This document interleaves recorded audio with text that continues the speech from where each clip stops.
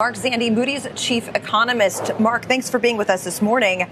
Does this signal to you that, we may have seen the peak given what oil prices have done since this report was, gathered?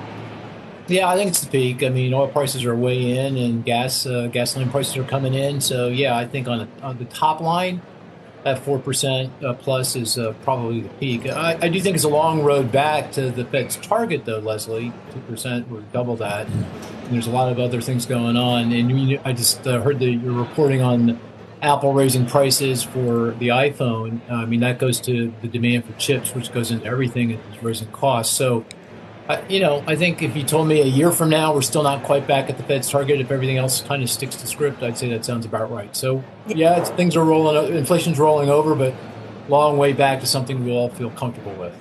Yeah, you bring up Apple, which is interesting because of the price hikes that we saw this morning. I'm curious, oil has been a kind of well-trodden, flow through into how it impacts the overall economy. What about the memory situation? What about the AI bottlenecks in terms of how that impacts inflation?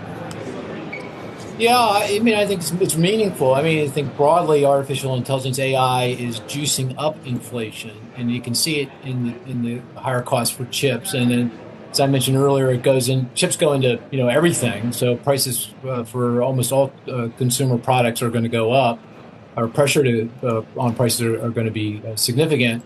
Then you were talking about power. I mean, electricity prices are also up, and that traces back, connect the dots back to AI. So, that's something that's obviously not going away anytime soon. That's going to be a pressure on inflation, and one reason to expect that inflation, while it will moderate, it's not going to get back to the Fed's target for quite some time, and that's one of the key reasons why. What's your expectation for the interplay with AI in terms of inflation and then ultimately deflation? Do you see deflation from AI taking place a year from now, 2 years from now, ever? No, that's a key question. You're asking me when will those productivity gains actually kick in from AI?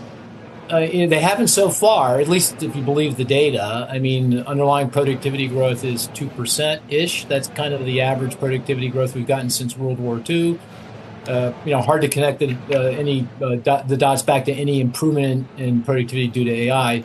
I expect it to happen, though, but I think it's probably going to be slow to occur. It's not going to happen next month, next quarter, maybe even not next year. It's a process, because I don't think AI diffuses through the economy until new businesses form and optimize around that technology. That legacy companies just really have a very difficult time adopting AI and making it work for them and getting those productivity